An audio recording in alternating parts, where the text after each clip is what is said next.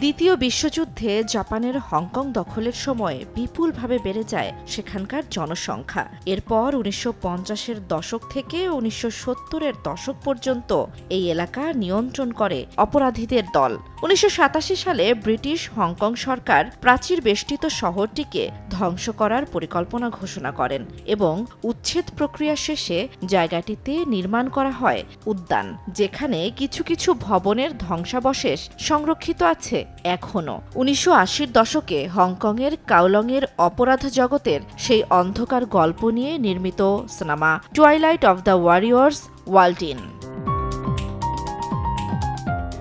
গত বছর চীনের বক্স অফিসে সবচেয়ে ব্যবসা সফল 10টি সিনেমার একটি হলো এটি। শুধু তাই নয়, হংকংয়ের বক্স অফিসেও সর্বকালের ব্যবসা সফল সিনেমার তালিকায় রয়েছে 2 নম্বরে। নির্মাতা শোইসেং মূলত অ্যাকশন সিনেমা বানাতে পছন্দ করেন, যেখানে প্রাধান্য পায় martial art. Twilight of the warriors walled in সিনেমাটি প্রথম দেখানো হয় গত বছরের কান উৎসবের মিডনাইট স্ক্রিনিং বিভাগে। 40% বেশি গ্লো, বিশ্বের 1 নম্বর গ্লো ক্রিম, নতুন গ্লো এন্ড লাভলি। বক্স অফিসে ব্যবসার সঙ্গে সঙ্গে সমালোচকদের প্রশংসাও পেয়েছে টুয়াইলাইট অফ দ্য ওয়ারিয়র্স। দুর্দান্ত মার্শাল আর্ট, শরণার্থীদের দুর্দশার সঙ্গে 80-র দশকের হংকংকে পর্দায় হাজির করার জন্য প্রশংসা কুড়িয়েছেন নির্মাতা। এরই মধ্যে হংকং ফিল্ম ক্রিটিক্স সোসাইটি অ্যাওয়ার্ডসেও সেরা সিনেমার পুরস্কার পেয়েছে এটি।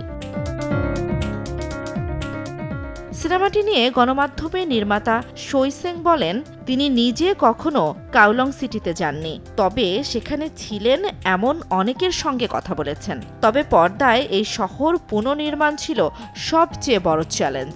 সেং সিনেমাটি নির্মাণ করেছেন গ্রাফিক নভেল অবলম্বনে। সিনেমা জুড়েই রয়েছে গ্রাফিক নভেলের আবহ। জান্নাতুল দোলনা, সময় সংবাদ।